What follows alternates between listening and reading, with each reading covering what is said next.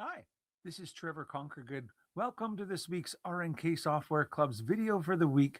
Our topic for this week is how to use the font importer to create new fonts in your Floriani software. And so if you've been collecting fonts, this video will be excellent for you. Let's go ahead and make my workspace larger. And you can see that I've already opened up my font importer tool. What I'll do is I'll just go ahead and close it for the moment and start right from the beginning. So on your workspace at the top in the purple tool group, there is an F with a downward facing arrow. That is the icon for the font importer. When I click on it, it opens up a window, and that window has all the tools that you would use to make a new font using the Floriani software. And so essentially, notice that it's got like an empty font here, and has the ability to select a font if you want to make edits to a font. It's got the button here to click to start a new font. The button beside it that says edit fonts is if you want to clean up your fonts and remove any or rename any. You can use the edit fonts button. Down here it's showing me images of embroidery designs that I could use to make into a font. There is a button here to select your folder. Let's go through it right from the beginning. And so I'm going to go ahead and click on the option to create a new font. And we'll just call this one a TEMP, temporary font. That'll allow me to remind me to delete it, later kind of thing, and say, okay. So I've created a new font. Up at the top, I can see its font name is Temp. I could put my name in here. Trevor made it, if you want to keep track of such a thing. I can have default spacing for the height, default height letter size. If I don't fill these in, then the software will take them based upon the size of the design that you're opening, sort of thing. So the designs that are appearing in here, I have, it shows me here where the folder is, and I can click the button to select a folder. You can browse to any location of your computer and select, wherever your font is, and then say, okay. And now you'll be able to see the designs in the folder. And, you could click on the letter A and drag it in, to make the letter A. It tells you that A will be considered the reference letter, and that's fine. But if you want to add in, oh, no, wrong font, I meant to do the other one, just scroll through, and oh, that was the one I meant to do. Now I can swap it, and drag in and change it. So if they happen to come up in order, A, B, C, D, etc., and you have A all the way down, and you scroll down to the letter Z, then you can hold your shift on your keyboard to select all of those letters at one time.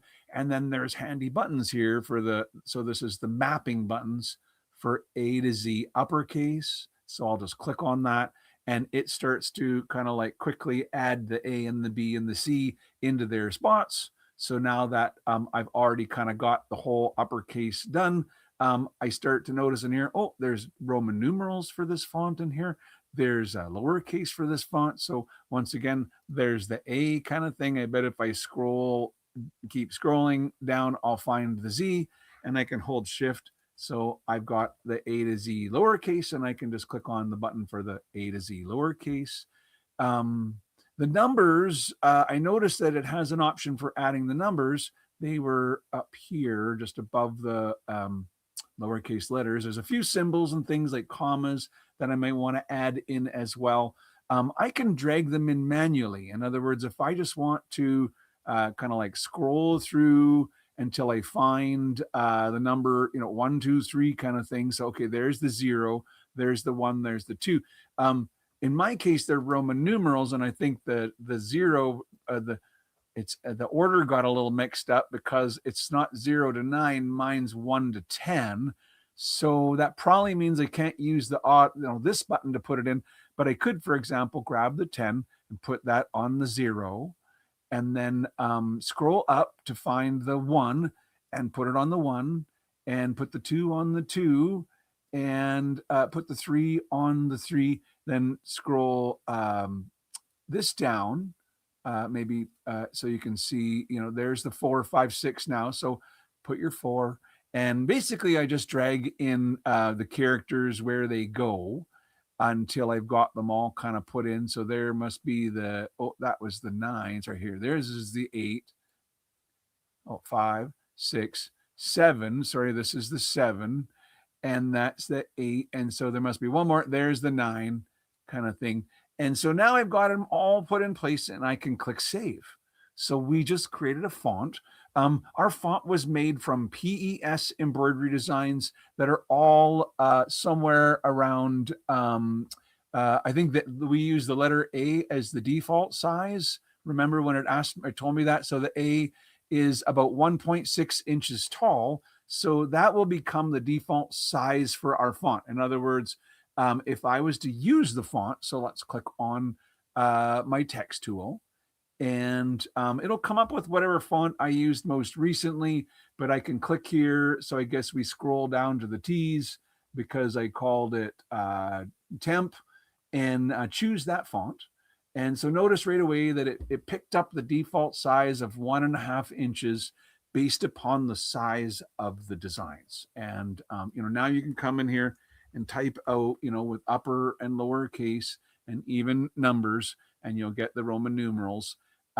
So that's kind of how building a font works. Now, you still have all the same abilities to do things like, reset the frame or work with the handles. But this font is based on stitches. And you can kind of see that, like when I move them around, that they look a little different. What that means is they're not as sizable.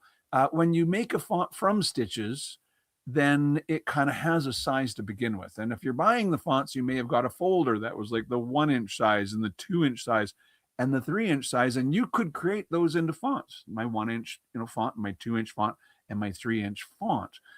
So they're a little different than the built-in fonts in that the built-in fonts, the ones that come with the software, those ones have all been created to be resizable, which means the software generates new stitches as you change its size. But if you use the font importer and you make a font based upon stitches, they will be kind of have a specific size. And while you could change it upper and lower, the software won't add new stitches. It'll simply scale it kind of more dense or less dense. So they're not, it's not that you can't change the size, but the software does not generate new stitches. So I think that's important to understand that when you use your font importer, if the font that you collected came as a 1-inch size and a 2-inch size, you could create a font for each size. So this is how you use the font importer. If you wanted to, for example, remove the font now, you want to start over, you can click on Edit Fonts. This allows me to browse through all the fonts that I've created and find the font that's got the name temp and either rename it to be a new name or remove it from my collection. If I want to edit the font, I simply come to the selector and I find the font in my list and select it. And that will allow me to continue to work on it. So for example, if there was a letter that didn't appear in the correct location on the baseline, you can select that letter and use the arrow keys to move it up or down in small amounts, or you can even click right on the letter and kind of click and drag to visually move it up or down, within its kind of baseline. And then when I click save, that would change the orientation of that letter within my font. And so we hope that you've enjoyed this week's RNK Software Club's video for the week, all about using the font importer. And so now if I type out the words font importer, the letter F would be just slightly lower than the other letters because I had adjusted it within the font. So if you bring them in and some of the letters appear like they need to be adjusted, you can easily do it. And so once again, the tool is on the top of your workspace where it says font importer. And from here, you can start a new font. You can select a font to edit and keep working on. or you can choose edit fonts and remove any fonts that you've made that you no longer want. And so we hope you enjoyed this week's RNK Software Club's video for the week. Until next week, thanks for watching and bye for now.